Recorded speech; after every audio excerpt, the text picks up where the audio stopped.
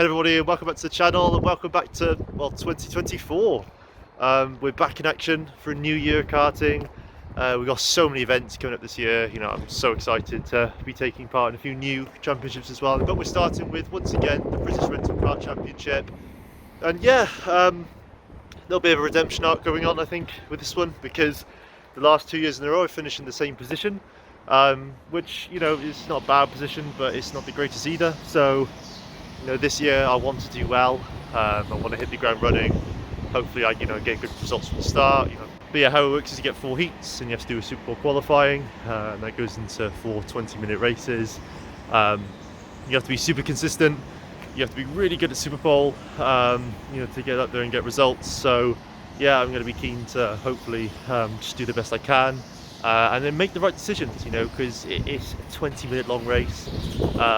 You can pit at any time you want, and it's important to make the right decisions in your strategy.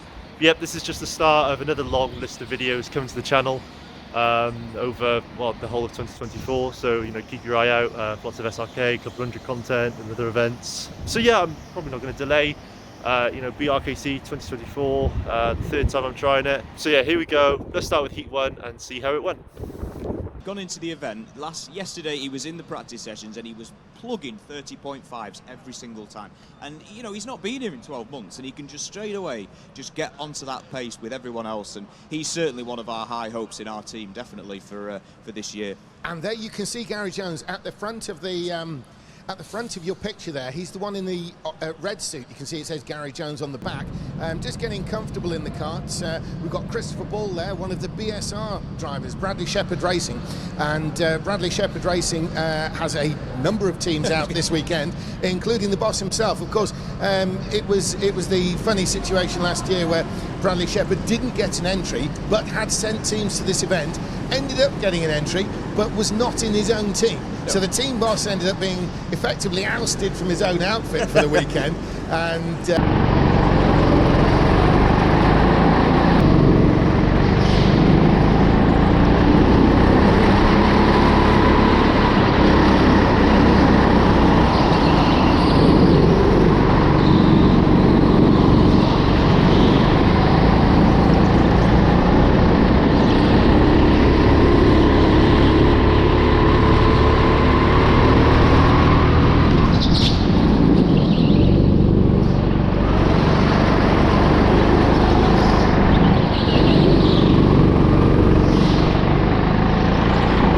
is just behind there. Christopher Ball up in 2nd place. That was one worth watching. He's in 2nd position there behind Lewis Manley. The Slavic Piscourse, rather a surprise, into 9th place.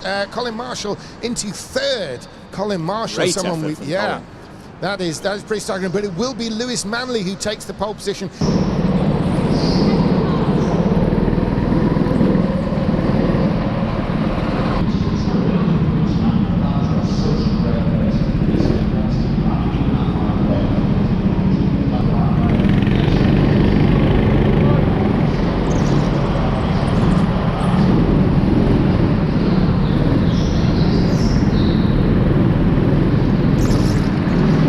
There, he's really got them under control. There's Slavic Piscourse to the rear, but here they go. It's green lights and Lewis Manley streaks off in the lead. He's got Christopher Ball behind him now. This is the best show we've ever seen from Christopher Ball at this level. This is truly an international level event. There are championships all across Europe, just like this one, single weekend championships, and Christopher Ball has a whole year of these planned.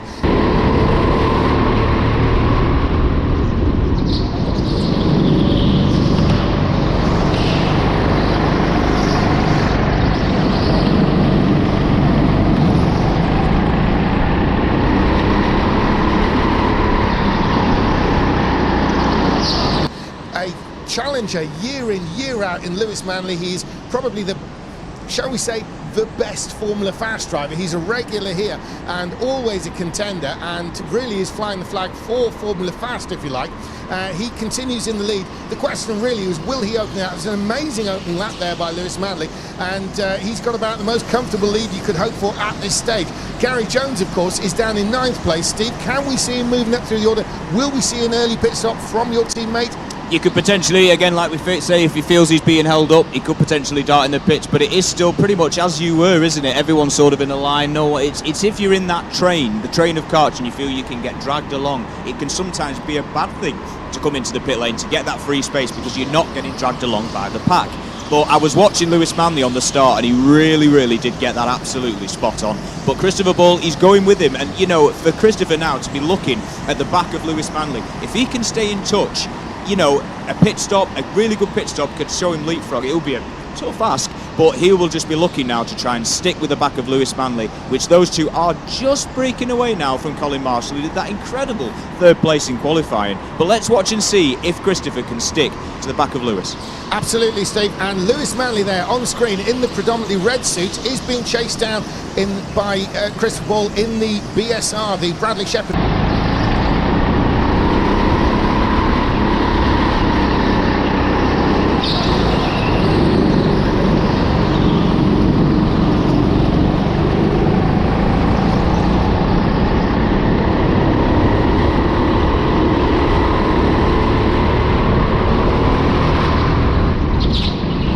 Race, but meanwhile we're looking at Lewis Manley, and the important thing, of course, Christopher Bull behind will want to keep Lewis Manley in sight. If he can stay seeing Lewis Manley, if he can keep a clear view at him, then Lewis Manley no doubt will pull him forward, and that really is what he can hope for. So there's Manley, there's Bull, and the gap is opening already to Colin Marshall in third. Colin Marshall, Sven Hendrickson, Fabrizio Colucci in close contest behind that, but the two leaders are pulling away. Christopher Bull is using Lewis Manley as the means to pull away. There's no question about it. Christopher Bull will be delighted with second if he can get it, obviously be over the moon with a win, but Lewis Manley really does mean to win this one. He's pulled the pin.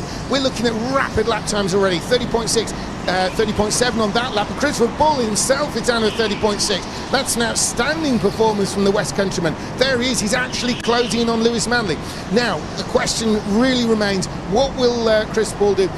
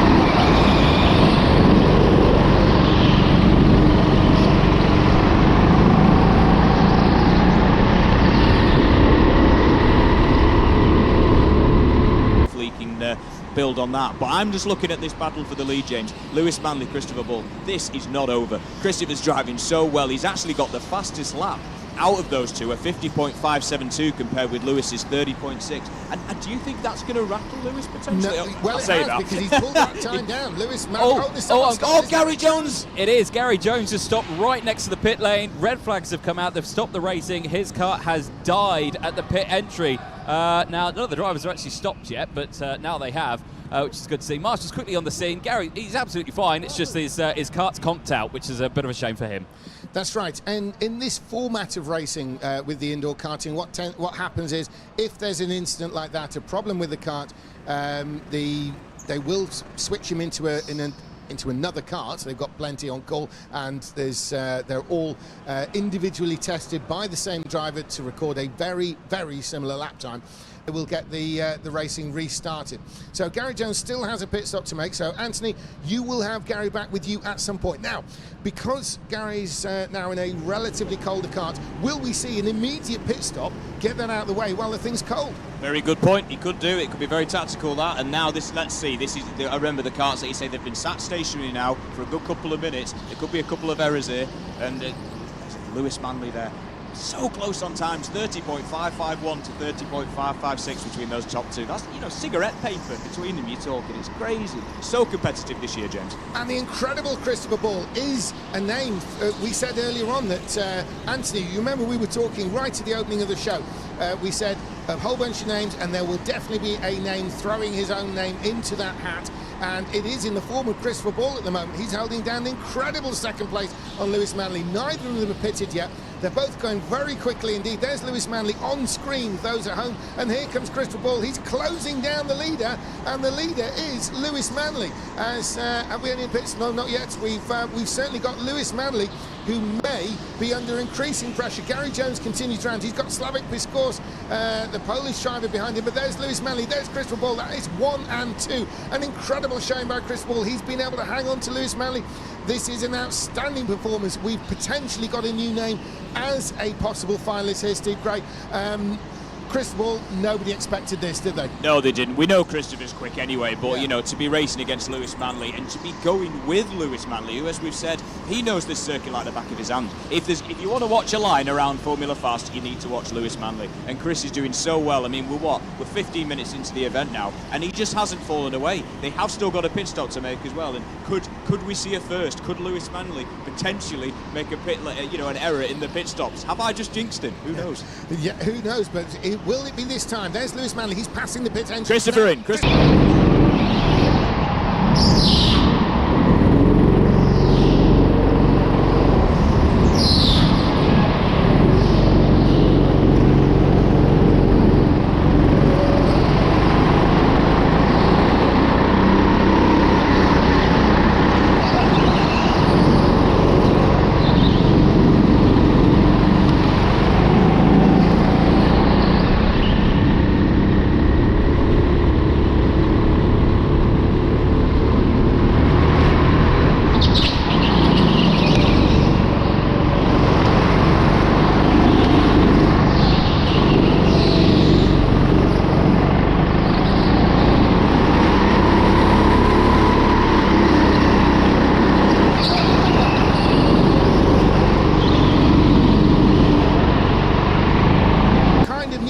Really, it's going to be very exciting.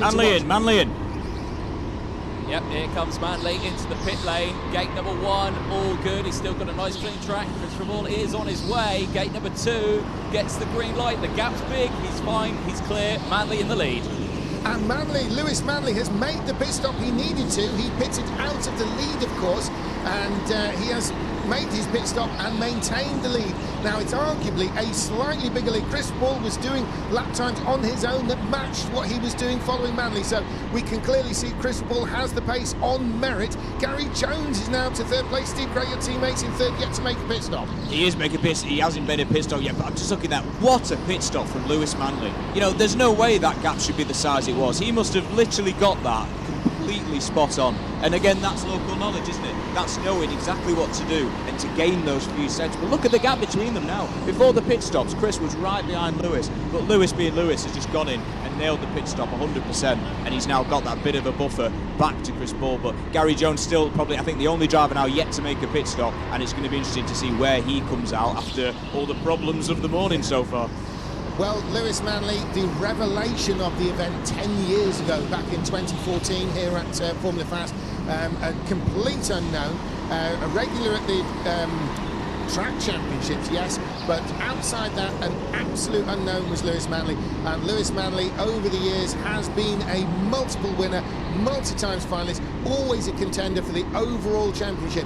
He was defeated year after year by Ruben Boutons, who we'll see later on in the tournament as a new name forward. Christopher Ball he's slightly slower pace than he was before, but only by a tenth of a second. So Christopher Ball, a new name to watch out for at this level. He's really been competing at the top level for about this is really, shall we say, his second year at this exalted international height. And he's showing very well. He's got a massive international season planned, and this is where it begins. He's going to be racing against a lot of these drivers in various different national championships, all following the same format. There's Chris Ball, one of the Bradley Shepherd Racing team drivers, and there's Lewis Manley, the race leader. He's been chased down by Chris Ball, we were talking about. There is Chris, so you can see visually the gap. That's about the biggest gap we've seen so far this race. Steve Gray with 2 and a bit minutes to go. It's not likely that Lewis is going to lose this race. It's really not, no, but what a fantastic battle by Chris. He really did. He took the fight to Manley. You know, Lewis Manley, you can say he's such an intimidating driver with the knowledge he has around here. You can't be intimidated by him at this level. And Chris, I think, did so well, especially for the early part, to stick with Lewis and to go at his pace. And Manley now, he's just gone through a 30.489. He's stretching his legs. This is Lewis Manley at his best. He's on his own, out front. He knows he's pulling away, and this is why Lewis is the name that he is, because especially this early on in the competition, a 30.489, that's a blistering time, James. Absolutely. He knows the track. He knows the venue itself. He knows the various subtleties, and he really has this BRKC down to a T. The only thing he hasn't really done yet is win the final. And so Lewis Manley will be looking to change that. An opening race win will be very, very important. We still haven't had Gary Jones in for his pit stop yet. The question is, Steve, is there any chance that Gary Jones may have misread the rules and taken that kart swap as a pit stop? I doubt it, but could it occur? He's got a minute and a half. He'd better get his bum in the pit lane, really. Yeah, I know. I could go on the inter-team radio in my mind to try and get him in, but no, Gary will know what he's doing. He's staying out till the last minute. He's in a bit of clear space. He's got a couple of karts closing up behind him, but if he feels comfortable, let him stay there. But obviously, we have only got a minute to go. Surely the last lap to pit sign will be going out soon. Of course, the new sign this year, usually it's the whiteboard, isn't it? But now we've got flashing lights. It's all good stuff. But yeah, next lap, I imagine, or potentially even this lap, Gary could come in. Well, he's got about a minute to do it, so really it does need to be this lap. And I think they've actually... has he not? No, I was going to say, I thought he'd had some kind of signal there. But there's Lewis Manley. He's coming in to start what, probably won't be the last lap. He's probably got 2 laps to go. Down to you, Andy. Gary Jones. Yeah, Gary Jones in the pit lane now. His time in third is over. I think he was enjoying it a little bit too much. Nearly forgot to actually pit. Gate 1, gate 2, green lights. He's back out on track. Crucially comes out ahead of Slope the course. Yes, and that's what Gary Jones will have wanted. He's dropped down to 9th place, which really won't be the opening race he was looking for, but with just 26 seconds to go, they're going to be starting the last lap now. Here he is, Lewis Manley. Now, Lewis Manley, for 10 years, has been trying to win this particular championship. He's won heat races, he's won semi-finals. The only thing he hasn't won is the grand final itself, and Lewis Manley will want maximum points to guarantee a spot through. We'll explain the point scoring as the event goes on, but Lewis Manley has started off the weekend as he intended, with a win in his opening heat race. This will really set him in the right mindset. They've got just a couple of turns now. There is Lewis Manley, the local driver from Milton Keynes, takes the win in race number 2. There he is, and no, they've yeah, that's the checker is out. Yeah, no, the checker flag's not out yet. There's one more lap to go. Well, they left that one nice and late. So Lewis Manley, I take that back. He's now on his last lap, but he's got such a comfortable lead, it doesn't matter. Good job he's got his eyes open, because we kind of ran out of time there, but so I'm not sure what happened on that one. But here he is, the final couple of corners. There is Lewis Manley. He's got the race in the bag. He knows it. This is the start he needs. And, well, crossing the line again, we still not got a checkered flag. The race continues. It's Chris Bull. Andy, have we got any info on what's going on down there? Honestly, I have no idea. I'm looking at the guys in race control. They don't seem to be too concerned that the checker flag's not out at the moment. But yeah, you are correct. The time has run out. The race should have ended. I'll go see what I can find out. Okay, well, Lewis Manley, he's doing what he needs to do, and that is basically stay in the lead till the checker's out. As they come around now, and Lewis Manley puts another lap back in the books. They're down to 30.4 on the timer, which is quite something, really, when you think the times are coming down. This is the second heat race. We're well sort of half a second coming down and down and down. I've got an update for you. Yeah. Right, because of the red flag, they added 2 minutes onto it. No one told us, though. But yeah, so they are still racing. Right, and 2 minutes equates to about 4 laps here. So Lewis Manley has now done 3, so we'll be getting the last lap signal very soon, I would think. Is there anything we can see from up here? No. Can you see any indication down there, Anthony, about whether we may be on the last lap or not? There's no last lap board gone out in front of me or anything like that. We might be on the penultimate lap now. It could be last lap coming up this time around. At the moment, I just don't know. Yeah, and meantime it is Lewis Manley. There he is on screen from Christopher Bull, and Christopher Bull is maintaining those fast laps. His last lap was his best. Sven Hendrickson is there in third, and Fabrizio Colucci, 2 names that we've not really mentioned. James Solis will be mentioning increasingly here. He's in 5th place there, that's the top half. Josh Ostick, Dominic Muir, Colin Marshall has dropped down to 8th. Gary Jones knows 9th, and Slavik Piskor's making we've had a breakdown. We've had a breakdown on the circuit. It's the number 16. The yellows have come out, and yeah, it's the 16 that's come to a stop. Now that is Dominic Muir, and unfortunately for him, well, I think he's brought this race to a premature end. Yes, a little bit of confusion going on down here, and they cut in any time you have something, but we are looking there at Dominic Muir. Now, Dominic Muir, we've seen him a number of times over the years. We don't know what this is about. Clearly they do. They're looking at something throttle related, so potentially sort of around the throttle cable or carburetor area of the kart. For some reason, maybe there's some kind of issue. I believe, Steve, it's not possible to brake and throttle at the same time. No, it so isn't. if the sensoring of the brake is actually at fault, that would affect the throttle operation. Is that correct? Maybe the kart's too cold. I know how it feels. Maybe that's that could be what it is. But no, you can't. The big accelerator and brake have to be pressed at different times. But potentially, is that the result? I think possibly. We've got a finished sign. Those watching at home, you'll see it says finished up on the top of your screen there. There's a little bit of confusion in this race. I can update you on that one if you'd like. With the red flag, I've spoken to the marshals down here. The race has been called there, so the race is now finished. They were on the last lap, apparently, on that last one. So they are just going to, I think, bring everyone in. That's what I've been told. Yes, if there was 2 minutes added time, on average, that would mean 4 laps here at Formula Fast. So clearly, the race was about to be checked anyway, and we'll see what happens. Obviously we can confirm that Lewis Manley has won. An outstanding second place there by Christopher Bull. Sven Hendrickson into 3rd place, and that's a pretty important one because really Sven, we've not seen him before. We don't know a lot about him. He's despite a sort of Norwegianish Scandinavian. And so there's still a lot to race for. We've seen everybody in action and sterling performance across the board. Certainly the likes of Christopher Bull have thrown up what could be described as unexpected results. Yes, we know he's good, but a second place is really, really good. So a fantastic showing there. We're now having the track changeover. We hope you stay with us. There's going to be a bit of an interval.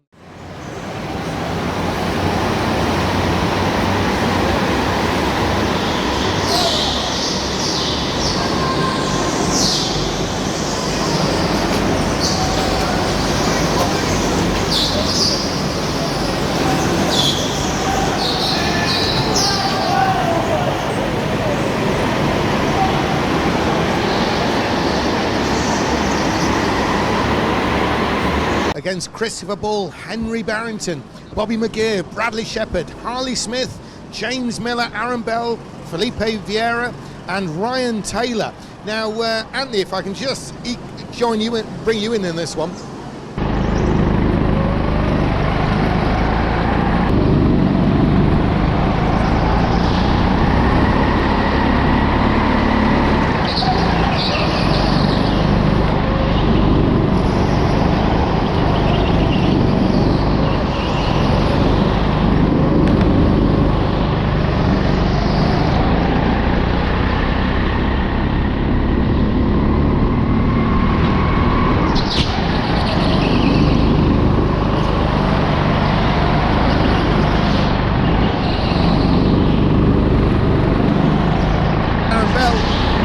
a new top one, that's Christopher Ball. Christopher Ball has won the Bradley Shepherd race, been beaten by Philippe Vieira. Philippe Vieira has gone to first, and Felipe Vieira is going to be on pole position. He's there starting first. Christopher Ball, a BSR driver, running in second place, and another BSR driver, the boss himself, is Bradley Shepherd, running in third. One thing I would say though is Bradley Shepherd does kind of run a pretty open team. He's not going to expect any sort of gimmies from Christopher Ball ahead. Now, Felipe Vieira is going to take the start. Is he going to go early? When are the greens coming on? The greens are on now. Felipe Vieira is going for it. He's across the line, and there is Chris Ball behind him. They're line astern going through into the new section. It's the first time under race conditions for these guys into this new section here as they feed their way through. It's always difficult. None of them have driven this track yet, apart from the qualifying lap that you just saw. So it's not like they've been out of practice, unlike the other layout where they've been practicing for days. So around, down the back stretch there, this is a really important part of the track. Lewis Manley. Absolutely, Vieira's got a bit of a gap on Chris Ball already, so it was a really good start on the start. So he's got a little bit of a gap, so within probably nearly a second or so. Shepherd's not that close enough at the minute to Chris Ball, but they need to get settled down for this new layout. It's brand new to these 10 guys, and of course the 100 that's doing this. So it's as the left-right left-handers are really tight and twisty. So it looks like they're pretty good through there. Absolutely, they're pretty clean and kind of matching each other as they go around. Some gaps appearing, it has to be said, but we've seen that in all the other races. Meantime, though, we are looking at Chris Ball being chased down by the team boss, Bradley Shepherd. Bradley Shepherd, the boss of Bradley Shepherd Racing, has a number of teams here. So he's got a lot of work to do as Bradley Shepherd. He's just keeping tabs on his drivers as well as...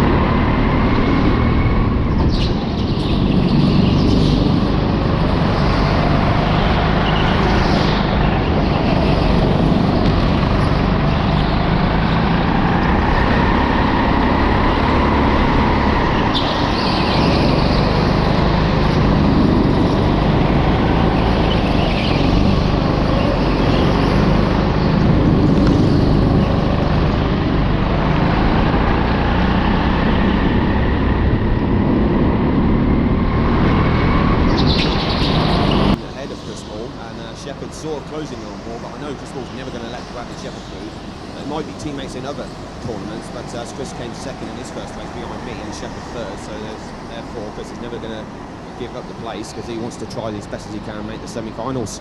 Absolutely right. Now, all things being equal, you would need, as a rule, to be top three all day long to make the semi-finals tomorrow afternoon.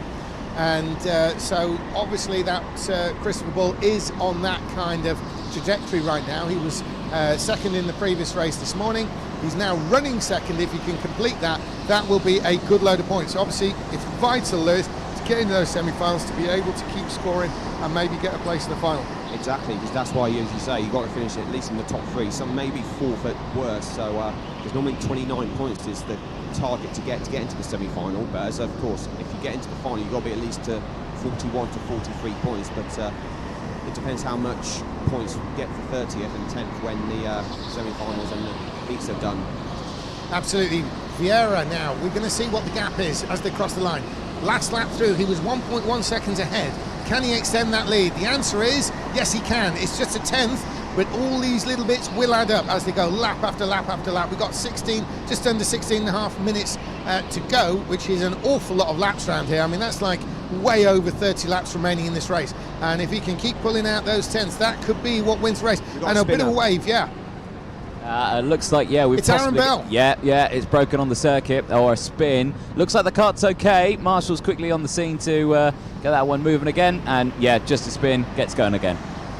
Yeah, he was... no, he doesn't get going again. He's still nose in the barrier. Well, yeah, there you go. Well, I mean, these karts haven't got the best turning circle in the world. Marshall's quickly on the scene again to reverse, and yeah, obviously, driver not best pleased about that. No, I think he's kind of surprised about why it wasn't red or why he wasn't dealt with better, and he's made contact now with Christopher Ball. While he was waving, Ball was trying to pass, so he's moved out of the way there to let the others through. So Aaron Bell doing a good job there. Obviously, that seriously hurts his race performance in this race. He's very unhappy by the looks of things. Just got to fight another day. He's just got to continue on. There's a contact warning, but we think that's, it's just academic, really. I think that's probably to do with Christopher Ball and Aaron Bell. There's Bradley Shepherd, the boss of the BSR team. He's currently 3rd place in the bright orange there. He's got a number of teams, keep saying, referring to his BSR teams he has out in this. There's a contact warning on Christopher Ball. That will be to do with Aaron Bell, but, you know, there was a lot going on at the time, so hey-ho.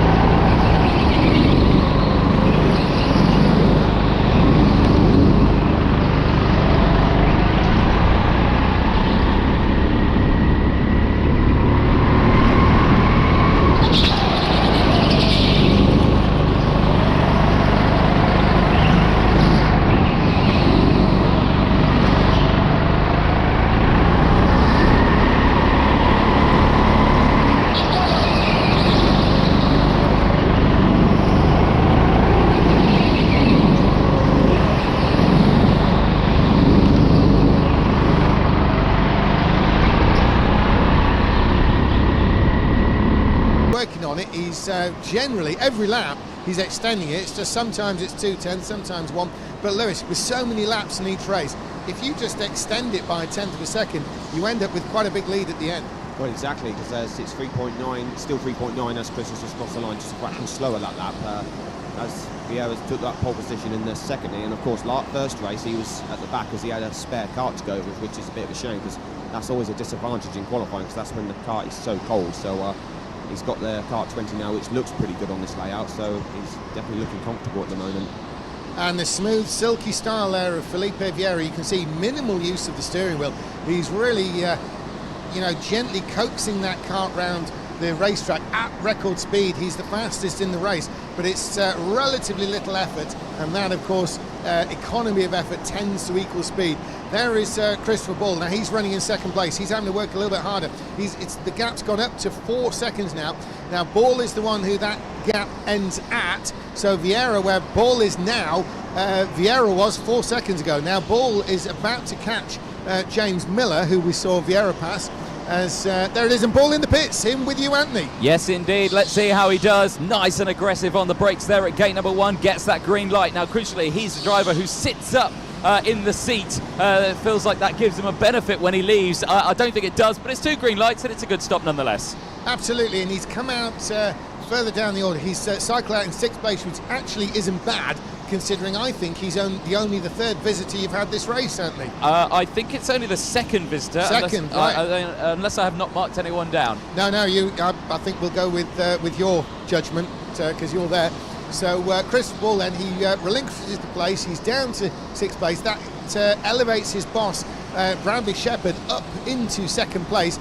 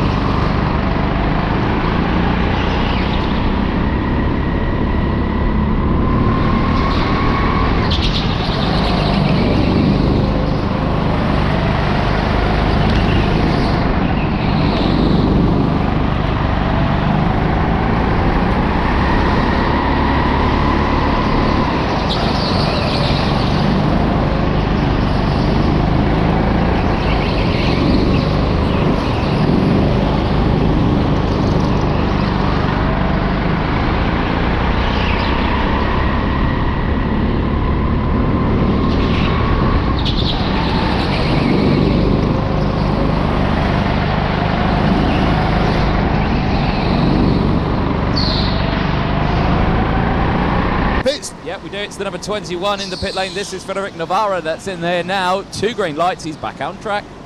So Navarro back out on the track. He's resumed in 7th place, but Vieira is now in 2nd place overall, having made that pit stop. There's only Brad Shepherd in front of him, and Bradley Shepherd is, of course, having to make a pit stop yet. So it's looking very, very good for Vieira. One of the most convincing victories we've had all weekend. On the pass position down the bottom there, or is it someone? Yeah, someone getting out of the way. So Bradley Shepherd continues to lead. Now, Anthony, have you any idea how many people have been in the pits so far? I have got an idea. I've got another one that's come in now. Actually, it's the number 15. It's Henry Barrington, and he gets a green light on gate number 1. He gets a green light on gate number 2. He's all fine. He heads out on track. That now brings us to 3 drivers who are yet to pit, and that is Bobby McGeer, Bradley Shepherd, and Ryan Taylor, who have not pitted yet. Okay, now, yes, I was about to say, because where Henry Barrington came out was right in front of the current leader, Bradley Shepherd. Bradley Shepherd had to do some swift moves. Barrington was aware of the situation and played the sportsman, so there is Bradley Shepherd. Now, Lewis, obviously Bradley Shepherd is running well. He's the fastest on the track at the moment, but will he have enough to take those 4 seconds back from Vieira? No chance. I think he's looking good to overcut Chris. Into the pit lane. 0.6 ahead as a pitter. Yeah, in the pits. Bobby McGeer, who's in, green light on gate number 1, all good. Gate number 2 gets the green light, heads out to a clear piece of track. Yeah, that's the polar opposite of what happened in his previous race, isn't it? And we'll see where that cycles out. I believe he's going to be in 5th place. We'll see what happens as they move through, as we're looking at Bradley Shepherd on screen. But Lewis, going back to Bradley Shepherd there, Bradley Shepherd is laying down some serious times now. He is the current fastest out there on the track. Can he make the difference and take the fight to Vieira when he's been in the pits? I don't think so, because it's a bit too much. Into the pits. Another pit hang on. Yeah, it's the number 18 that's in. This is Ryan Taylor who's into the pits. It's a green light on gate number 1, green light gate number 2. He heads out on track. Yeah, Ryan Taylor comes out from 4th place. He only drops 1 place though.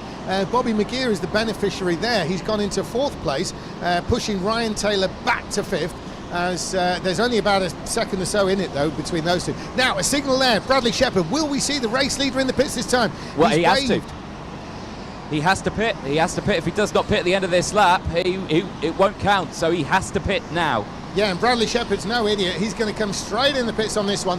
Here he is. We've got him on screen. He's already waving. He's acknowledging several signals he's receiving as he comes down. It's got to be in with you this time, Anthony. He's down the back straight. He's coming back around. He'll come into your view now. Here he is. He's waving. They know he's coming in. In he comes. Yep, he's in the pit lane. Let's see how it goes. That's an absolutely lightning entry into the pit lane. Brilliant stuff there. Green light on gate number 1. Race either goes through, but green light on gate number 2 comes out side by side here. Yeah, and he's come out way ahead of teammate Christopher Bull. As remember when they were running normally without any pits before anyone had stopped, it was Vieira from Bull from Shepherd, but Shepherd was right in the tail of Christopher Bull. But now positions are reversed, and with a bit of a big gap there, as you can see, Bradley Shepherd, and interview there is Christopher Bull. He's the one we're talking about, and it's that gap that we're dealing with here. So Bradley Shepherd has managed to leapfrog his teammate in the pits. A series of fast laps when he was released on his own, Lewis. That's exactly how it's done, isn't it? Indeed, as I was saying, he's going to overcut Chris Paul here, and he's exactly done that. So that's a net P2 he's done. Way too much to catch Vieira, 5.6 seconds with a minute to go, but he's got 2nd comfortably as overcut worked for him, and that was a really comfortable gap when he came out the pits and ahead of Paul. So even though he's lost a place, this is still good with Chris Bull. As you can see there, he comes into view there. Christopher Bull, he has, if he finishes in this position now with about 3/4 of a minute on the clock, plus obviously the extra lap, with Chris Bull, if he cannot catch and pass Bradley Shepherd, he still will have a good point score, the sort of point score that gets you into the semi-final. He's had a third in this race, but a 2nd in his earlier race. This is a good score. It is a good score, because 17 normally is a decent score after 2 heats, when your heats are pretty tough, but of course you've got to really score consistently to make the semi-final, so got to keep finishing in the top 3, as you rightly said, and of course even in the top 2 at times to make the finals. Absolutely, because in 2 races there are effectively 2 times 10 points, so that's 20 points. So Christopher Bull has scored 70. If he finishes in this 3rd place now, he will have scored 17 of the available 20 points. So that'll be a great score. He'll actually be about pointed Felipe Vieira, who's about to win this thing. We've got 2 laps remaining, and Vieira's near the end of the first of those laps. So Vieira's about to start his final lap now. Here he goes across the line onto the final lap. There he is, Felipe Vieira, the Portuguese endurance race driver. He's an expert at long distance and now an expert at relative short distance as well. The style is very smooth, he's very precise, unhurried. There's absolutely no rush to his driving there, Lewis. He's making it look easy. He is indeed, absolutely. He's really got this in the bag, and it's a very good drive for Felipe Vieira. He likes to flag victory. He's just coming around the last few corners to take the checkered flag. Indeed, and here he comes. He's heading for the flag now. There he is across the line. It's Felipe Vieira who takes the win from Bradley Shepherd. Where's Bradley Shepherd? He's not through yet. Here he comes now. There he is on screen.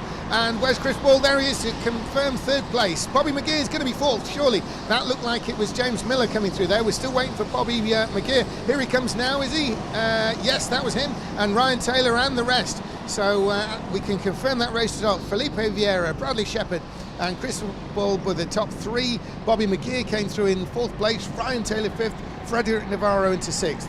7th was Harley Smith. 8th, Henry Barrington. 9th was James Miller, and Aaron Bell. Bit unlucky in that one. He's come out in 10th place.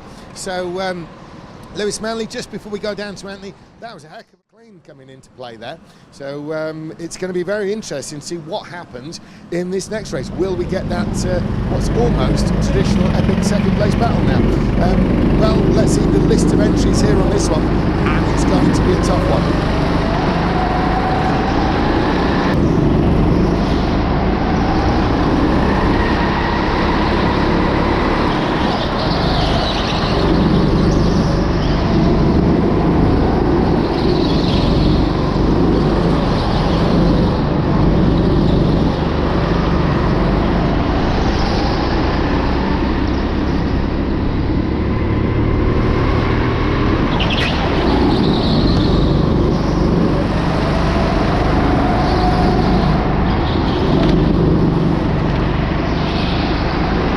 DeVos is fastest, Matus is 2nd, Ball is 3rd, Johnny Elliott is 4th, the checker is out, and Luke Evans 5th, Joe Hamblett is 6th, George Braun has gone through to 6th place though, into 4th is Zach Venn. We've got a couple more coming through. What have we got? The timing is just adjusting itself. Miles Brown into 9th, and that completes the qualifiers there. So it is pole position. Shall we say, as expected for Eliana de Vos. Eliana de Vos has put it into pole position from Mateus Matus. Christopher Ball is in 3rd place. Christopher Ball, he's been top 3 all day long. Outstanding performance by him, Matus and from Ball. Now, de Vos brings him round. Is he going to go? Yes, he is. He's going now. They're going to go green, are they? Yes, they are. De Vos streaks through across the line into the lead. A great shot there as they all come through. That must be pretty chilling for the cameraman to be there taking that shot as Eliana de Vos comes through into the revised section there as they come out around the corners onto the backstretch there. Now there's Eliana de Vos. He has the lead and he's trying to convert that straight away. All he's done this weekend is win. It's as simple as that. He's stuck it on pole. He's cleared off. He's got the victory, and that is all he's interested in at this stage. Points are what he wants, and points will get him straight through to the final if he can. Now, de Vos in the revised section there. There is Matus following, and a bit of a gap to Ball. Now, Ball has got Zach Venn all over the back of him. Now, Zach Venn will be looking to take that place from Ball. Ball has been top 3 all day long. Venn is going to have something to say about that. So then there's a gap to Johnny Elliott. Eliana de Vos continues in the lead. He's trying to break away. It's not quite a second yet. There's de Vos. De Vos in blue and white. And there is Matus behind him, followed by Chris Ball. Shatteringly quick lap times by Eliana de Vos. Anthony, there's no pit stops yet, but de Vos is doing everything he can to check out in this race already. Yeah, exactly. Gaps nearly 9/10 of a second there. Very good start, but yeah, like you say, for Mateus Matus is right there. He's going to do his level best to stick with him. The times are close in qualifying. It's just a case, again, pit stops, but no early pit stops on this one. No one coming in on that first opportunity they can. Anyone this time around, I am expecting one, but no one. They've all stayed out. Incredible camera work there on Eliana de Vos there in the lead. Eliana de Vos really capturing the sort of feel of what it means to watch de Vos race. De Vos is one of those drivers who gets straight down to midness immediately. He's not really interested in messing about. It's all or nothing with him, and he is doing everything he can to open up this lead. You can bet your life this is as flat out as Elliot Vos can make that kart go. He's carrying the speed, he's got economy of movement there, he's not working it too hard, but he's very firm in all the actions, very precise, very definite. De Vos.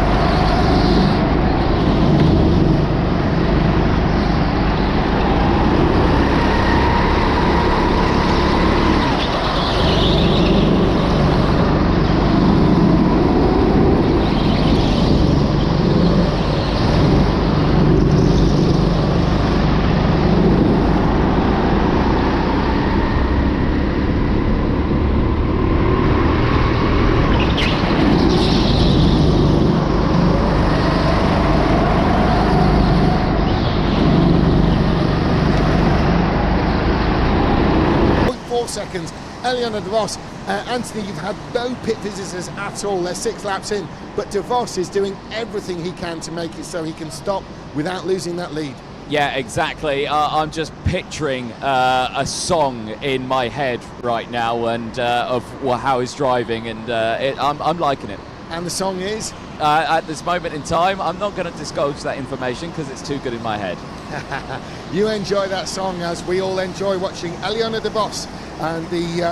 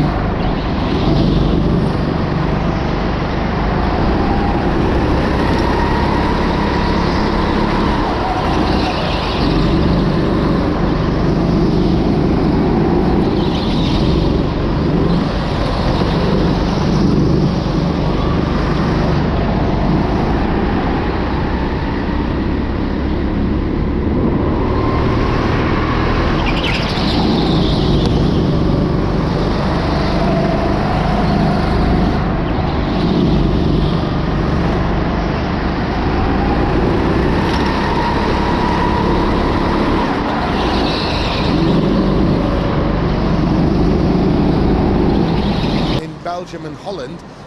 He's a member of that Blue Star team. He's actually using one of Ruben Bouten's suits. He's worn his other one through, so he's borrowed a suit for this event, and well, he's actually scoring higher than Ruben Bouten's himself, which is saying something.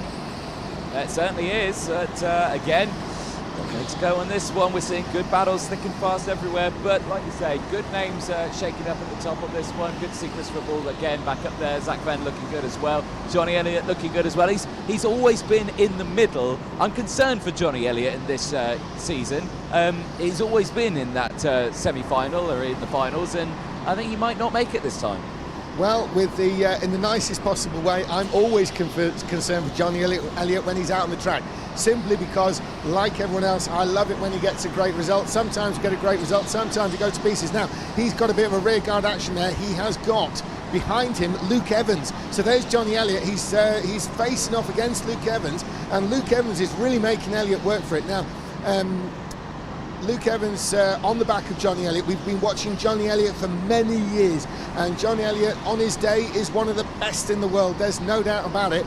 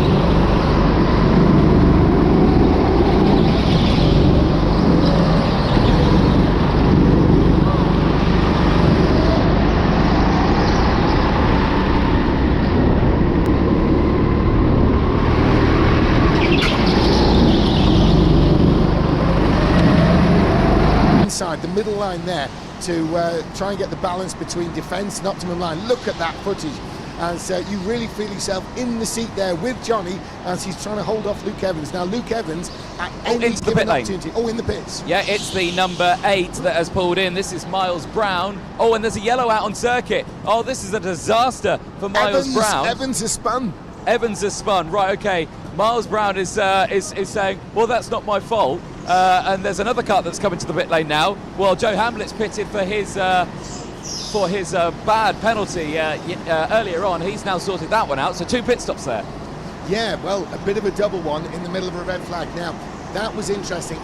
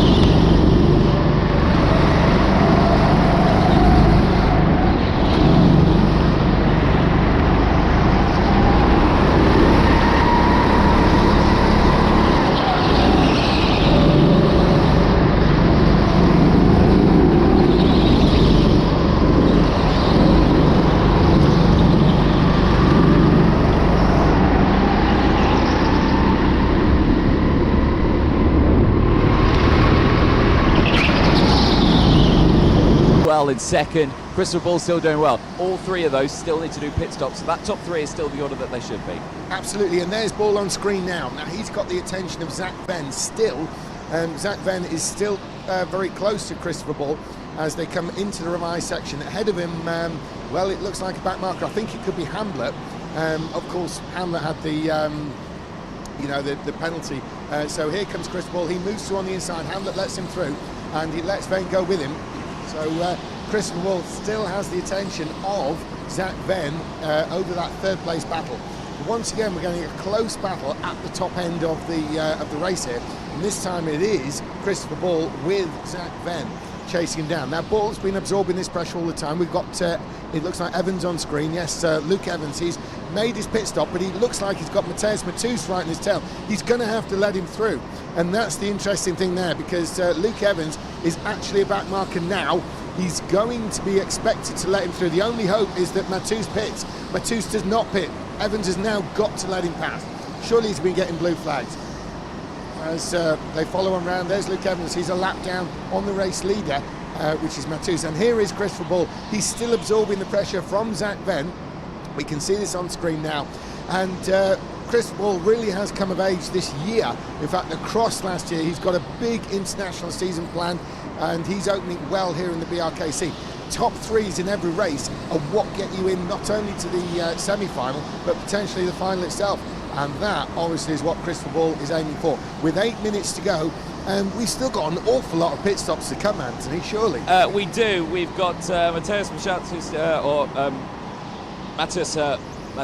who's still yet to come in. Zach Venn, Eliana DeVos, Johnny Elliott, Christopher Ball, and Ben Paynes, all wanting to pit. And on the dot, the number 21, Ben Paynes, is in the pit lane. So he gets a green light on the first one, comes into gate 2, red light's on, green light's on, he comes back out. It's a lovely game here.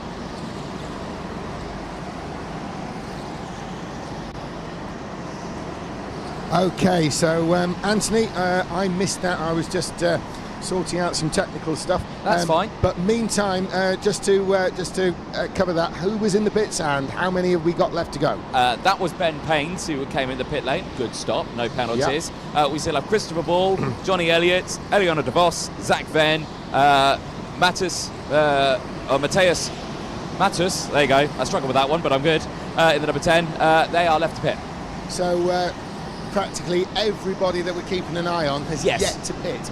And talking of keeping an eye, we've got a great camera shot there on Christopher Bull, and he is still absorbing that pressure from Zach Venn.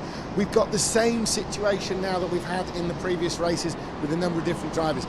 Absorption of pressure by the one leading and creating pressure by the one following, who's got his own pressure to try and do something about the driver in front. In this case, it's Bull and Venn, and in this case, it's also for third place instead of second. There is Chris Bull. Is he going to pit? No, he doesn't. But I think in the pits, no. Zach Venn stays out as well. The real close-up, there's Hamlet coming through, but it is Bull absorbing that pressure from Zach Venn. We've got Elio de Vos with 24 laps on the table there. He's 4 seconds ahead of Matus, who in turn is 4 seconds ahead of this battle here for third place of Chris Bull versus Zach Venn. Now, Chris Bull, he's got that European lean. He's very tall indeed, is Chris Bull.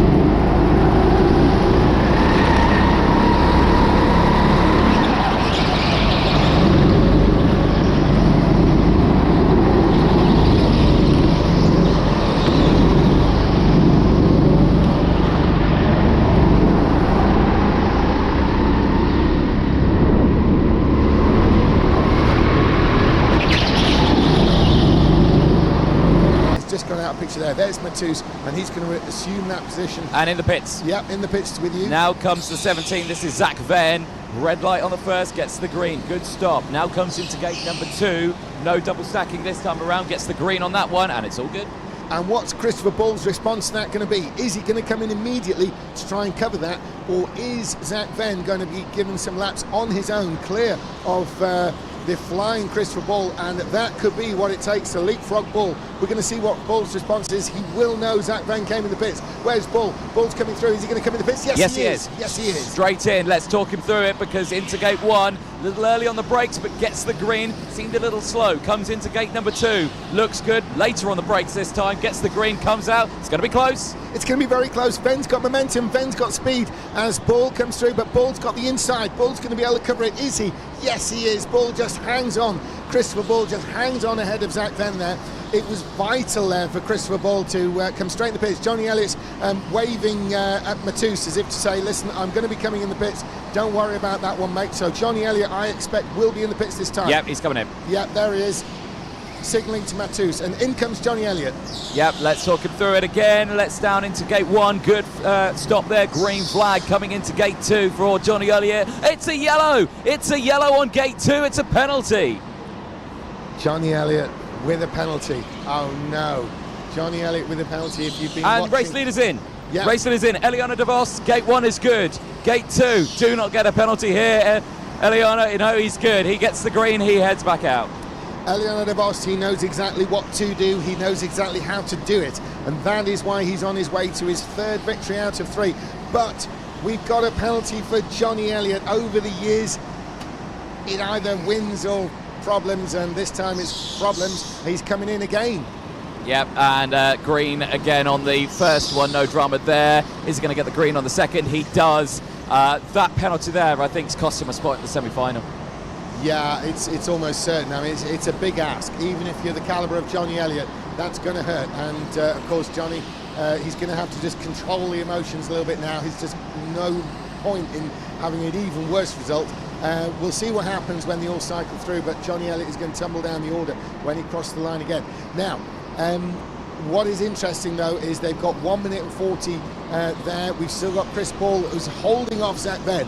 Now Christopher Ball is running in third place. I think that means that every race, if he can finish in that position, he has actually managed his top 3 finish, and that will push him well up in the semi-finals. It may be knocking on the door of a final position as we speak. Remember, it's the top 10. Here's Johnny Elliott on screen.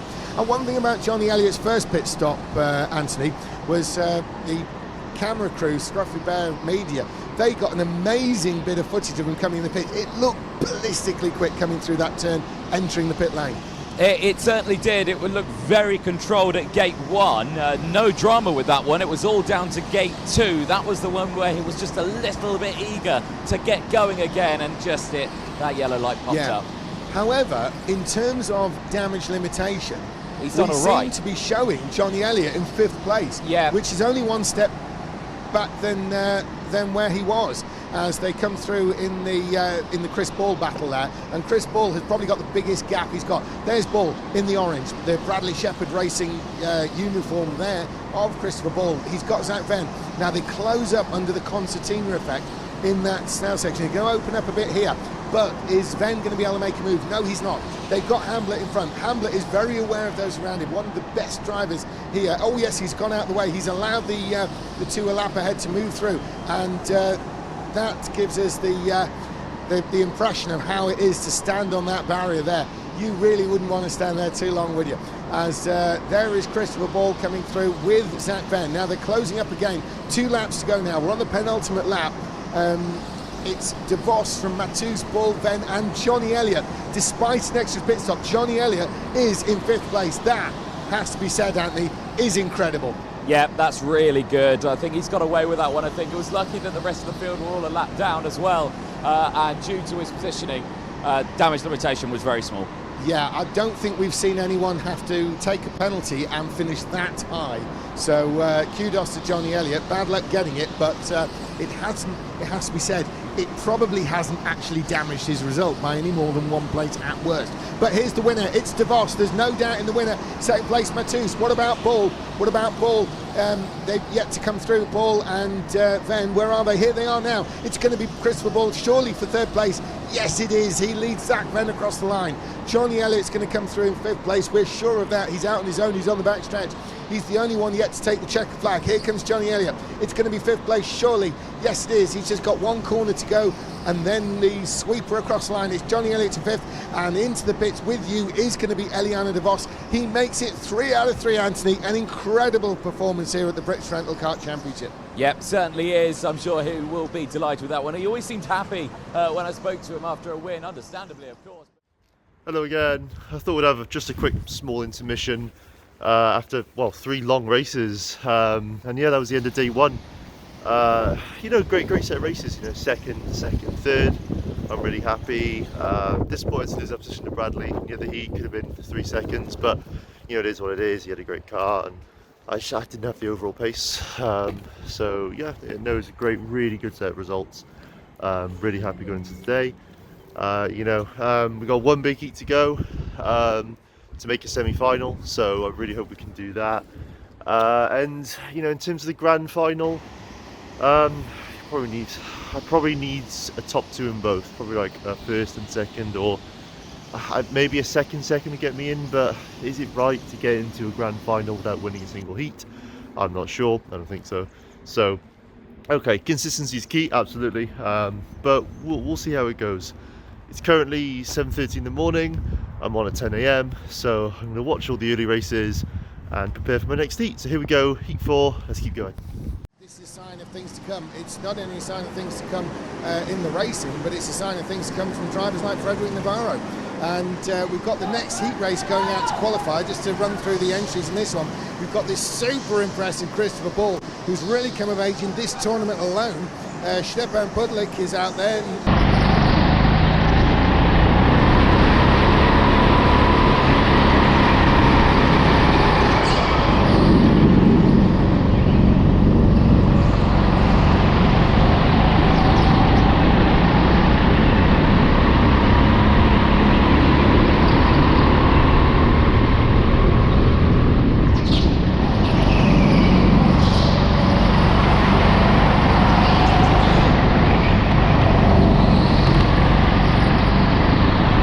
Close. We got a lot of these mid contenders that are competing for these final spots in the semi-final, so it's going to be a very aggressive race that's going to mean pretty much everything to their championship.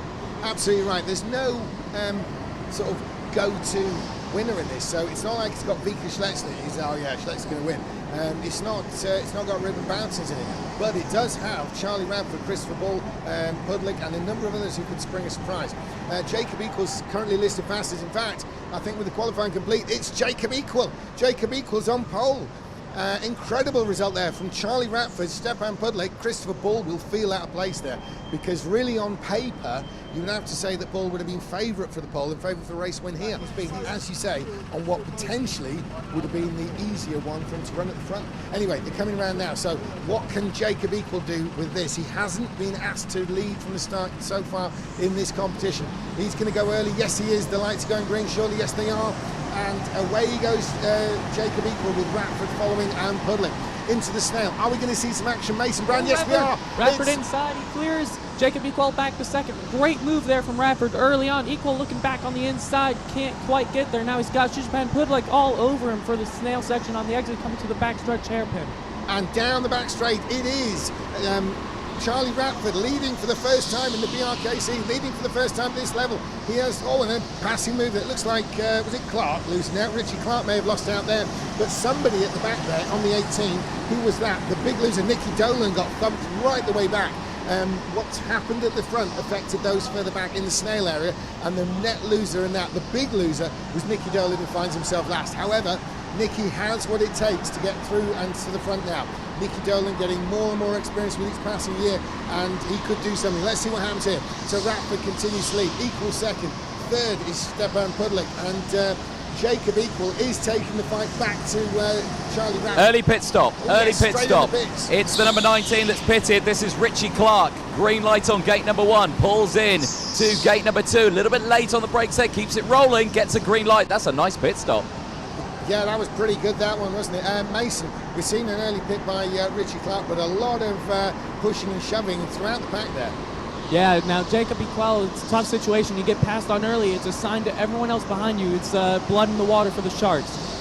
Stefan Pudlik is going to try and put together a run. All Jacob Equal can do is put in fast laps, show he's not going to be a block on the road.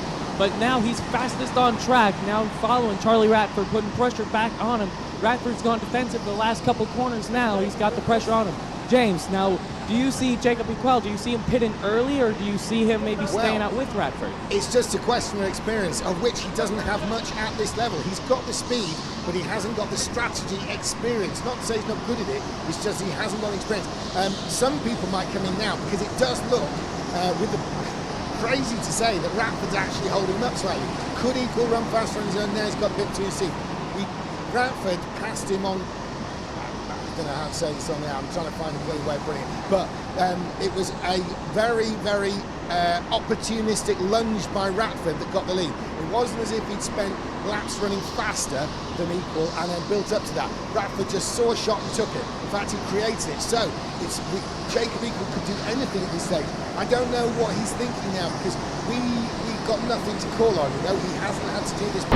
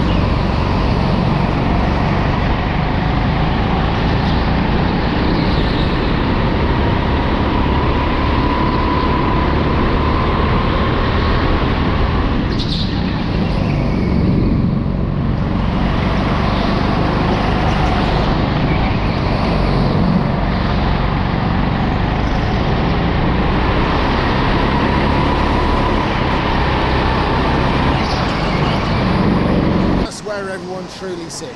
They've got the opening lap out of the way. There's a bit of a mix-up with a bit of a grid with no previous form, so to speak. Right, in this top 4, there are no serious threats right now. They're all equally spaced. Christopher Ball's trying to hang in with him. He's kind of hoping they start the battle, but he still has nothing to worry about behind him. It's not like anyone's catching him from the undercut. So these guys can just kind of mind their own business until the end. For these 3 in the back, we've got Josh Selway, Victor Moscow, and Nicky Dolan. They are a lot closer to a fight, but they also have to worry about Richie Clark and Steve Gray. They're on their way. They could come in and be an opponent at any point. That's right, and not in the BRKC, but in his own right, in a different indoor kart championship. Steve Gray was the British champion of that way back in 2016. So Steve Gray is not without form himself. If they were to pit, they would come out behind Steve Gray and have to fight with him. And without a pit stop in hand, that could be a very long race for them, couldn't it? Yeah, right. It's going to be very tough to decide what they can really do in this. Yeah, absolutely. Now, returning to the front, we've got the fastest lap now has fallen to Stefan Pudlik. Maybe a question mark here has to be thrown in the direction of Christopher Ball, because he's got outwardly the, I never want to call it easiest because everybody's very good, but he's got the race with the least experienced competitors around him. And so into the pit lane. Yeah. Yeah, it's the number 18 that's pulled into the pit lane this time around. This is Nicky Dolan from the back of the grid. Now he's got a green light on the first gate, got a green light on the second gate, and he heads back out on track. Yeah, it's interesting because Nicky Dolan was, one of those embroiled in the early battle, and Nicky Dolan resumes in 10th place. Nicky Dolan's in the mid-pack battle. It was getting a bit lively in the snail area. Nicky Dolan was sort of in the middle of all of that. Charlie Ratford continues in the lead. We've got Jacob Equal, Stefan Pudlik and Christopher Ball. They are pretty much maintaining position now. Ratford has got what the closest, there he is on screen now.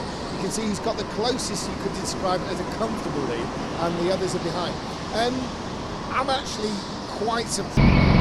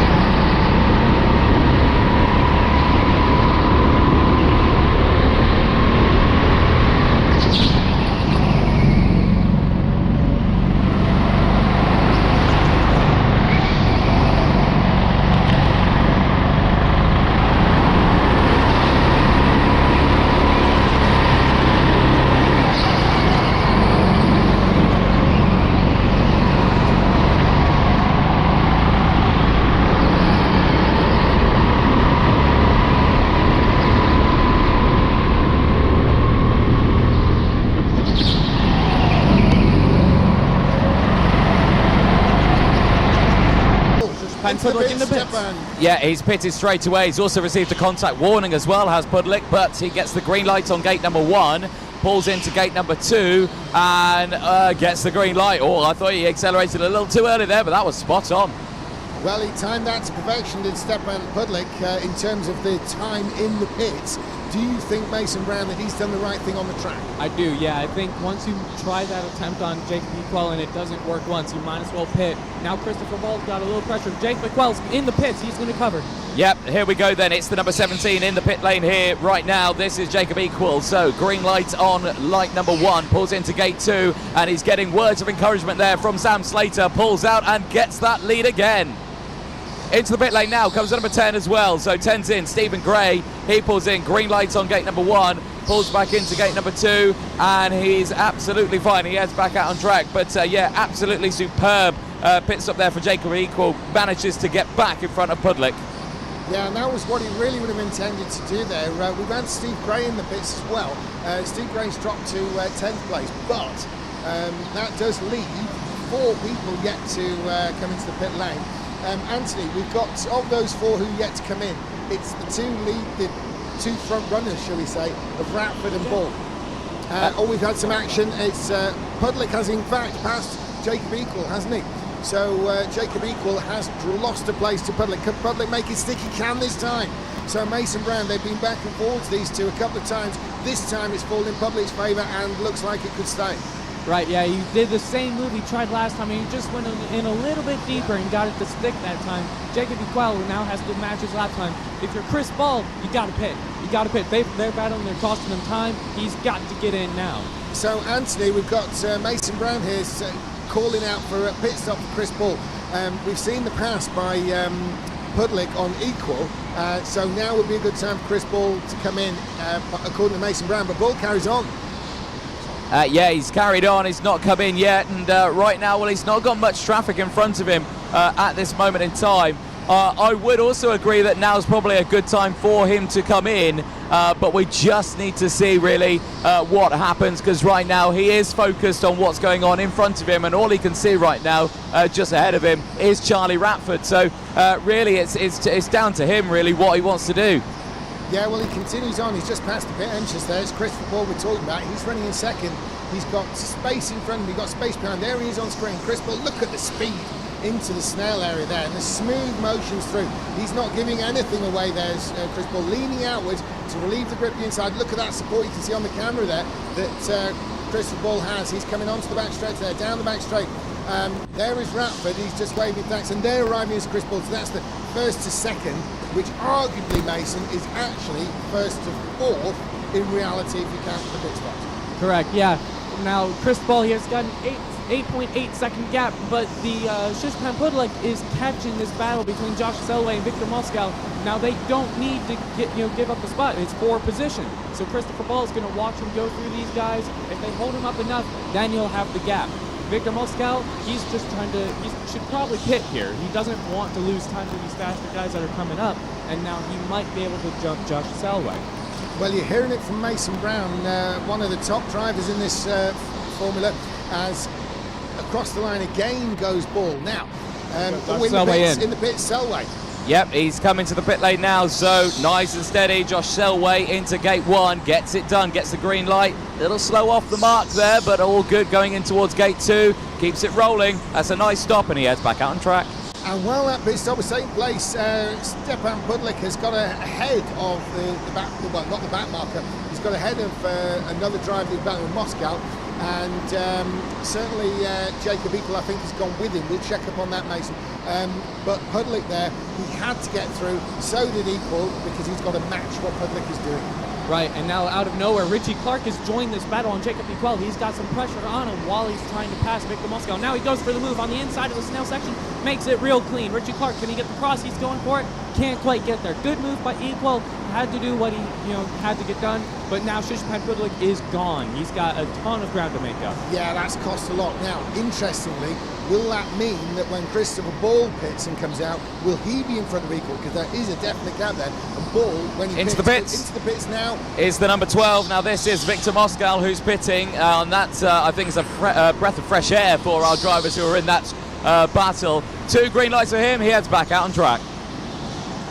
Now, Mason, what do you think this will do for Christopher Ball? Christopher Ball, he's clear of Jacob Equal right now, so if he wants a guaranteed spot with a good pit stop, he's got to pit now. He can't keep giving time to Jacob Equal. He's faster on the laps every single lap consistently by about a tenth. He's got to get in the pits. Yeah, we're going to see that soon because they've got less than 7 minutes to go now, and down the back stretch there, and well, into picture now. They come to cross the line. There's Josh Selway. So there is the leader, Ratford, coming through. He's going to start another lap. He's comfortably in the lead despite not having made the pit stop yet. We think he will still have the lead when he does come out. It's going to be fairly close, but because obviously Stepan Pudlick is on an absolute mission. But Charlie Ratford has set a new fastest lap in this race. We're looking on screen now at Christopher Ball. So Christopher Ball is yet to pit.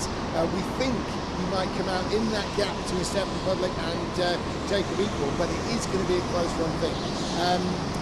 Obviously, Christopher Ball, he's been running second, third. That's good points. He needs good points though to make it to the semi-final. Will this hurt if he's fourth?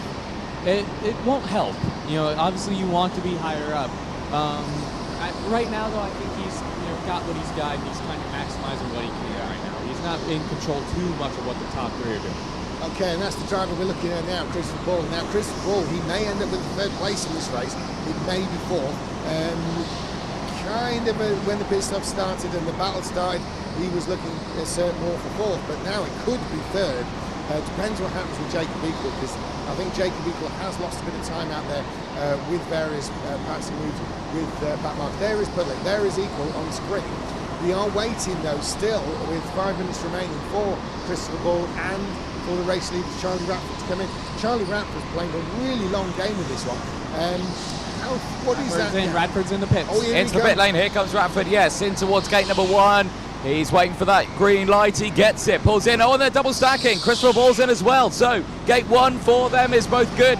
2 green lights there, now pulls in towards gate number 2. Oh, it's close, he gets the green. I thought he was going to get the yellow. And Pudlick's got him. Pudlick manages to carry the momentum past Christopher Ball, but crucially from Ball's point of view, he's come out ahead of Jacob Equal. Now, Jacob Equal was the one that he probably really wanted to get most, because that does put Ball back into that top 3 position. Now, if you think about it, on points, we've got people, 100 drivers in the various heats, and the top 30 of that 100 go through to the semi-final.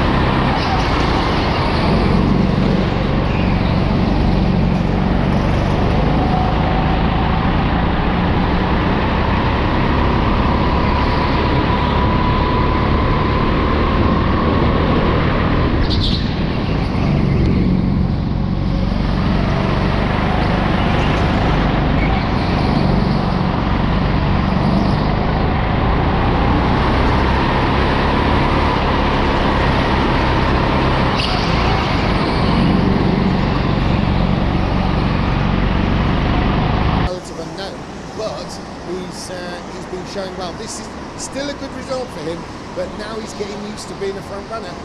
Maybe he'll be a bit disappointed with this one, Mason. Yeah, this is a big fall right here. So, I mean, it might still be good enough for semifinals. He's had good races. I know he's got a win. I know he has a third. This will be a fifth. You know, it depending on whatever his third heat was, he could still be in maybe at the rear end of the semifinals. Yeah, it's one of those areas where he's going to be looking at other people's points as well as his own. It's not about scoring enough points to get himself, and he's got to hope that other people don't just nip him, because these points are going to be close. There's going to be some people who actually are very close to a semi-final position on points, but miss out massively on actual position because so many have scored a similar amount. So we're into the final minute now. We've got Charlie Ratford, the birthday boy, who's going to win again. He's looking good for this. There, of course, is Richie Clark. You can see now he is ahead of Jacob Equal there. So Richie Clark has made that move, and Christopher Bull, you can see, it's not that far ahead of the pair of them. So as this settles down, there is Ratford down into the hairpin. He's probably got about 2 laps remaining at the end of this one. Charlie Ratford, real good close up there of the race leader. There's Stefan Pudlik. And Stefan Pudlik, this is highest placing we've seen if he finishes here in second in this tournament. He obviously has been a champion back in Poland, but here he is over in the UK showing us what he can do. There's Ratford making his way out of the snail onto this back stretch. He's got 2 laps to go, so he's on his penultimate lap down now. So he's on the back stretch, he's near at the end of it. So just one more time down here after this, we'll see Ratford online to take an emphatic victory. Needs the points, going to be interesting. And Pudlik, though, Pudlik is now closer to Ratford than he is ahead of Christopher Ball, with Richard Clark actually seeming to close in a bit on board. Ball probably will get this third place because it's the last lap, but it's well, if there are a few more laps, you might have some action there for third. Right, yeah, the battle is closing up. Christopher Ball is falling back towards Richard Clark and Jacob B12. But for Charlie Radford, it's been a great race. He got the lead first lap, and he just took off, going through the final corner now to take the checker flag. Happy birthday, Charlie Radford. He's a heat winner. And he's got it. He crossed the line on his birthday. A robust move, an opportunist move, really, on the opening lap. Set him up for a run to the flag, and he's looked pretty much unchallenged thereafter. So Charlie Ratford wins it. Stefan Pudlik tried to take the fight to him, but he's 1.68 behind. There's Charlie Ratford, the race winner. Christopher Ball has come through in third. That is a good result for him because it's another top 3. This is almost guaranteeing a place in the semi-final. We don't want to speak too soon because a lot of people with a lot of points. Let's have a look though. We've got 4th place. You certainly can actually compete here in the championship that they have. So we're heading out for the qualifying. We're going to go down now live. Anthony.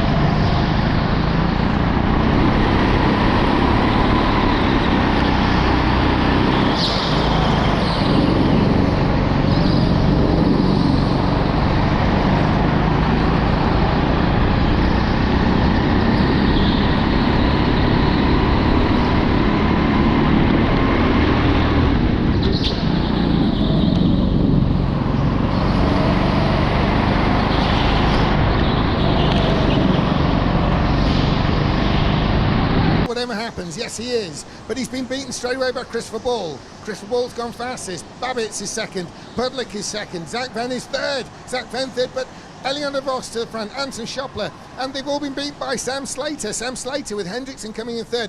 An incredible qualifying session there, and it has gone the way. We'll have heard Mason Brown talking in the commentary, but Sam Slater, the first semi-final of the British Rental Kart Championship 2024 is about to get underway. Sam Slater, he pulls the pin. We're going green, and the race is on. Sam Slater across the line, followed by Eliana De Vos, followed by Hendrickson into the snail section.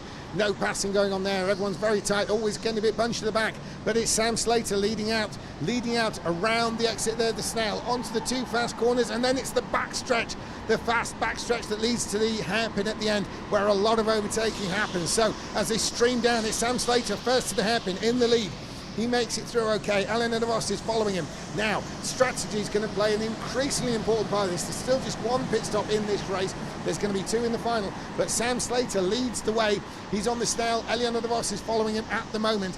And there is Zach Venn bringing him up round the back there. So, sorry, Robin Kassam, not Zach Venn. Zach Venn is, in fact, in 8th position. So, round they go. The field streams round. No moves yet, no changes. As round they are. This is a serious entry here. Sam Slater hanging on with the lead there, but he's under increasing pressure from the epic Eliana DeVos with Sven Hendrickson, Mason Brown, Anton Schoppler, and Anthony. We've seen nobody in the pits yet. They are all nose to tail. It would be time maybe if somebody thought they're out of place, but how on earth can you think you're out of place when you're in this caliber of competition? I think the only way we're going to see a pit stop coming in at this sort of stage is if someone tries to go for a move on someone. If someone tries to go for the move, then it will delay others, and they'll find it's only best to now chuck it in the pit lane. But of course, if they double stack at this stage, it's very easily done Into the to double pits. stack. Yeah, third place is in. Right, okay, this is the 13 coming in now. This is Sven Henriksen into the pits. Nice one on the first one. Gets that green light. Comes into gate number 2 now. Gets that green first pit stop, and it's a good one. And Sven Henriksen gets back out and into the race. Now, he's obviously last as a result of that. Bit of an interesting one from Sven Henriksen, because he was running third. Now, Elion de Vos is waving Sam Slater on. There is communication between these drivers, not verbally, but they do have a set of understood signals. And what Elion de Vos wants is for Sam Slater to race away. Elion de Vos needs just a few points from this to guarantee himself a place in the final. But he doesn't want it to be hard work. He wants to get those points. He wants to secure it with possibly a win, certainly a second or third. And he doesn't want Sam Slater thinking that he's going to challenge him. He wants Sam Slater to put in some nice, clean, fast laps and draw a...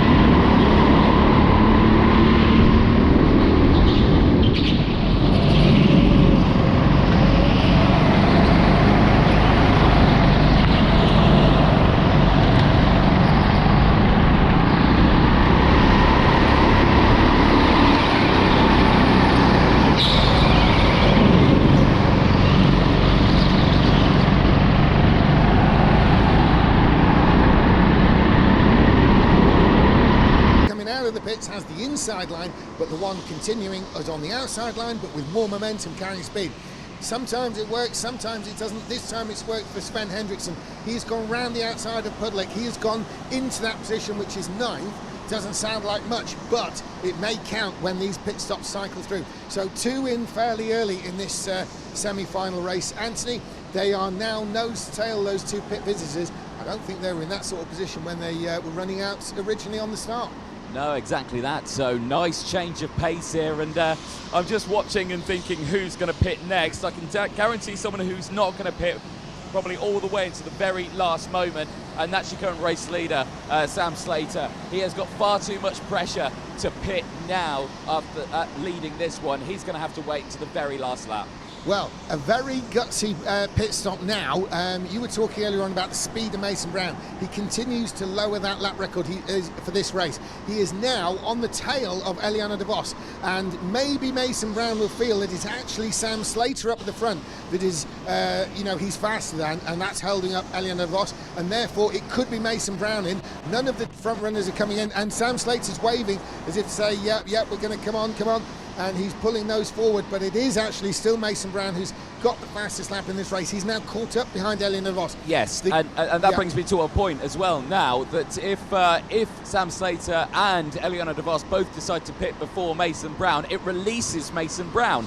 And if they do that, he'll be able to keep getting those fastest laps and pull open a gap and maybe get the overlap on them. So they need to keep him behind them and not let him break away. It's going to be difficult, it's going to be hard, and if Mason Brown goes for the move, that's how he's going to have to deal with it. I think you're right there. Now, one interesting thing is going to be around Elion de Vos. Now, Anthony, want to throw this one your way as well. If we were to see Mason Brown come in the pits, I wonder if Elion de Vos would pit immediately to cover that, or whether he would stay out there behind Sam Slater. If Mason Brown pitted now, I would pit, if I was Elion de Vos, I would pit immediately afterwards, because you've got to block him because he knows he's faster. I mean, look at the timing screen. I mean, Vos has gone faster that time around, so they are matching sort of pace at the moment. But I think on a sheer open track, it's going to be a close call, but I think Mason Brown would have the momentum here over Eleanor de Vos. Yeah, because Eliana de Vos, although it's Sam Slater in the lead, and we're wishing the best for Sam, he would deserve this as much as anybody, but Eliana de Vos is potentially, when it comes to position, he's worried about Sam because Sam's in the lead, but when it comes to sheer pace, maybe in this situation he's actually more worried about the driver behind him, Mason Brown, especially as we've been talking if Brown came into the pits. None of them are in yet, Anthony, so it is academic, but by and large I think maybe the course of this race will depend on the choice of pit stop timing of third place Mason Brown. Yeah, 100% on this one. Purely because he's been setting fastest laps. So I say that on that last lap, it actually went to Christopher Bell. So Christopher Bell, who's in the number 11, you can see him behind Anton Schoppler. He is now the fastest driver on circuit, and that continues to be the case when the drivers cross the line this time around. So again, these drivers may be looking at that and thinking, it's probably better to pit now and then use that empty track as my advantage now to break that advantage. Yeah, and Christopher Ball really coming of age in this tournament. He's listed in 5th place in this race. He's been getting 2nd places, 3rd places. He hasn't won one yet, but he's definitely a driver moving up the order in terms of the international competition, because this time last year he did well, but he was nowhere near this level that he's showing this time around. But since then, he has taken part in a number of the various other European national championships, just the same as this one, and his performance has improved as a result. Obviously it's worth taking the Mullering sometimes you're going to get at this level to do the improvements. He then comes back home and wins at home day in, day out. But Christopher Ball there is in 5th place, and he qualified through into this race by being 11th on the point scoring, which would literally be 1 place out of a final. However, down in 5th place, that could hurt his point scoring. He may need to up the game a little bit in order to leapfrog away into the final itself. There's Chris Ball we're looking at now. He's the 5th of those drivers. There he is on screen, heading down the back stretch. You can see right in front of his Schoppler. You can actually see the leader from there. And I think, Anthony, in those situations, as a driver, you almost want to reach out ahead and grab them, don't you, and pull them back to you. Yeah, definitely so. But again, keeping an eye on those times, you're seeing those quicker times come into play now. Stefan Budlik at the back of the field. He's now got the fastest lap of the race. He's starting to close in on the grid up front. So these late pit stops, they may need to start thinking about coming into the pit lane to cover off some of these attacks. Yeah, Pudlik has in fact moved ahead of Hendrickson. Those watching at home, we've been looking at the front of the field, but Hendrickson has lost a place to Stefan Pudlik. He kind of got him on the pit stop exit, but they are still running very quick. In fact, Pudlik has set the new fastest lap of this race. So Stefan Pudlik, there he is. He's way back from the leaders because he's made a pit stop, but he is the fastest on the track. Here he is, the Polish driver, Stefan Pudlik. And Pudlik here is part of the Blue Star team for this weekend. Such a late addition to that team that he's not in the traditional blue that Belgian team uses. He's in his own Polish national colours, and in the pits now. Yep, he's in the pit lane now. We've got the number 8 in, so this is Bartosz Babic who's in the pit lane. All good on gate number 1, comes into gate 2, and 2 green lights. He comes out behind the 2 that have already pitted. Yeah, it's kind of a surprise he's that far back from Pudlik, but when you think about it, Pudlik running so fast, that is why he's pulling away. It has to be said, Anthony, we've got about 9.5 minutes to go in this race, and lots of pit stops to still come. Yep, indeed. We've had 3 pit stops, 7 drivers still yet to stop out there, and it's going to be very close. And with the top 4 being so close as well, pit stop strategy is going to be key. Yeah, and if you factor in Chris Ball back in 5th place, that is a very close bit of cover. It's literally probably about 3 or 4 seconds, which means they're close enough that they could get in each other's way if 2 cars were to pit at the same time. However, they might be far enough that, say, Chris Ball in 5th could end up coming into the pits not realising there's cars in front of him that's in the pit lane, simply because the amount of traffic around his area. He's waving at somebody. He's received some sort of signal. We're seeing Chris Ball there on the screen. Yeah, no, well, I can tell you what that is. Christopher Ball is getting a little bit impatient here. He's riding that rear bumper of Anton Schoppler, and I think that was just apologising for a little bit of front-to-rear contact out of the final corner. That's all that was. but it just shows that the pressure is certainly on these drivers to gain as many positions as they can. And for Christopher Ball, I would say he is right on the limit. And now after that one, yeah, he's got 2 impatient, he's come to pit, and now he's going to see what he can do here. Green light on the first gate, comes into gate number 2. You've got the other drivers coming around now. Pudlik is coming around as well, so it's getting very, very close here, and it's side by side. Yeah, he's come out side by side with Stefan Pudlik, but Pudlik with the momentum has taken the position, and there we can see on screen now Christopher Ball will he have known where Pudlik was originally, because Pudlik pitted pretty early. Now the danger is that Christopher Ball only really had eyes for those in front of him. The danger would be that he wasn't factoring in Pudlik.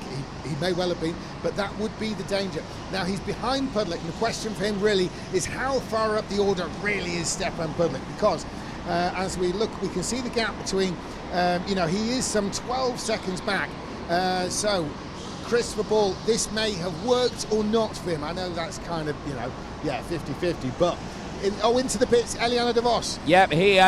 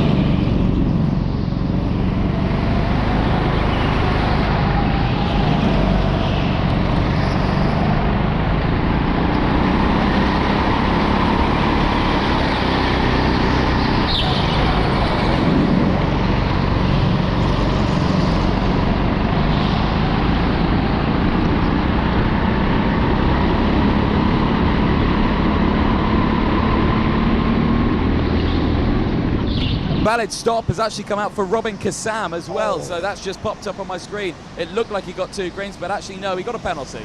Unfortunate. Back up at the front, we're looking at Mason Brown leading Eliana de Vos. This is what de Vos would have feared most, the speed of Mason Brown when released on his own. He kind of maybe should have covered it earlier, but Eliana de Vos knows what he's doing. I think he's going to have enough points to comfortably make the final, but de Vos, it's just the kind of inconvenience he probably won't want. But you can see Mason Brown having to get defensive. Eliana de Vos is clearly intent on passing him on the road. We're waiting for Sam Slater, 30 laps in, to come into the pits. There's no sign of that yet, but it's a massive battle brewing, and it involves Stefan Pudlik as well, Christopher Ball and Sven Hendrickson. They're listed 6th, 7th, 8th, but they will be a factor in the overall race result at the front in this. This is going to be tighter at the finish, maybe even than it was at the start. Anthony, this is definitely going to kick off in the last few laps, but Sam Slater's still not in. Exactly that. If I was Sam Slater, and I've been saying this for many drivers across the day, I would pit sooner rather than later. These drivers who are in this quartet now, all in position, they are pushing each other along gaining that time. They are closing in on Sam Slater. He's still got enough time. Don't get me wrong, Sam Slater is still covered, but for how much longer? There is not much time left in this race. He needs to pit now. Yes, because the danger for Sam Slater, of course, as we saw, there we are on screen with Sam Slater. If he comes out and he gets passed by Mason Brown, or is even alongside by Mason Brown, there's a chance he's going to lose places to every single one of them because there's no gap for him to fit in. He'll be passed by Brown, he'll be passed by DeVos, he'll be passed by Public, he'll be passed by Chris Ball, he'll be passed by Sven Hendrickson possibly. This could be a disaster if he does not come out in first place for Sam Slater. It's going to be a tough one. He's going to have to be fast. There's no two ways about it, but currently fastest is Stepan Public. Now Slater's doing quick individual laps now, but they're not quite at the pace that Public was doing earlier. Basically, we're just going to have to be patient, Anthony, and see what happens, but it's down to Slater now whether he wins this or he's right down near the tail of the field. Yeah, exactly that. He's got to be careful, though, as time is running out. There's about a minute until we're going to see the pits closing light come on. Remember, Anton Schoppler, Zach Venn, and Sam Slater all need to pit. So they could be doubling up. And there's the light. There's the light. They have to pit now. So Slater, there's 3 cars need to come in on this very lap. Yeah. Not least of which is race leader Sam Slater. Yeah, exactly that. So luckily they're fairly spread out on the circuit. It shouldn't be too bad, but you don't want to risk something like this, especially this is your last attempt and you need to nail this pit stop. Absolutely right, Andy, and you've got the word right there, risk. Risking that late stop, because a risk is always a risk. Here he comes. Here comes Sam Slater into the pit lane now. Let's see if this is enough. Oh, and they're double stacking. Schoppler's right behind. It's ruined Schoppler's race. There's the green light. It's a green light for both of them in gate 1. Gate 2, green light. Wait for it. Gate 2, green light. Both of them. And Sam Slater comes out miles ahead. And here's Schoppler right in the middle of it. And Schoppler has got very lucky, simple as that, very lucky. Somehow a gap had appeared between Mason Brown and Eleanor DeVos, and the big massive get out of jail free. He might hate me for saying this, but it's as simple as that. He left it late, he double stacked with Sam Slater, and Anton Schoppler ran the risk of getting freight trained, as I was explaining, but somehow a gap had opened up between, probably through some incident or other, between DeVos and Mason Brown, and Anton Schoppler was able to get in that.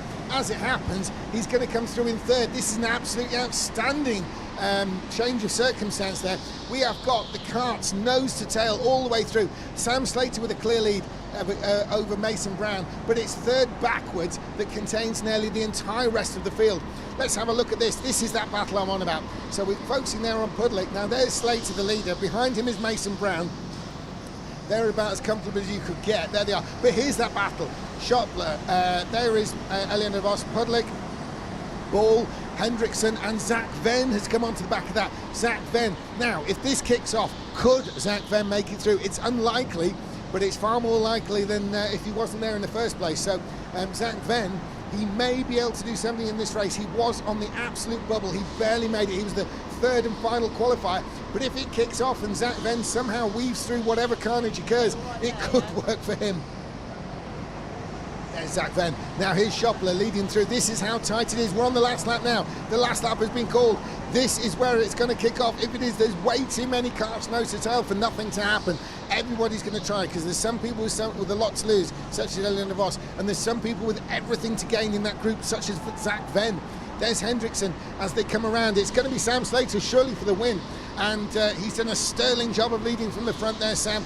We had some questions, but they've been answered by this superlative performance. It's Sam Slater straight into the final surely, and Mason Brown takes second. Schoppler, is he going to be third? Yes, he is, from DeVos and Pudlick and Ball and Hendrickson and Venn. So sadly my BRKC journey ends there.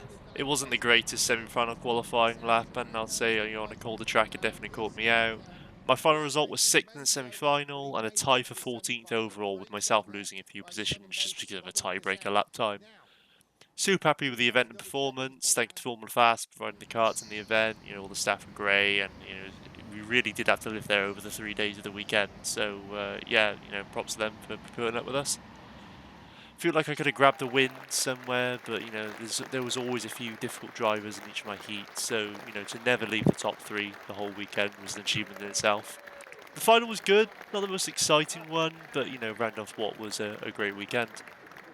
So thank you to BRKC and the Formula Fast team once again for the exciting competition. Thank you for watching.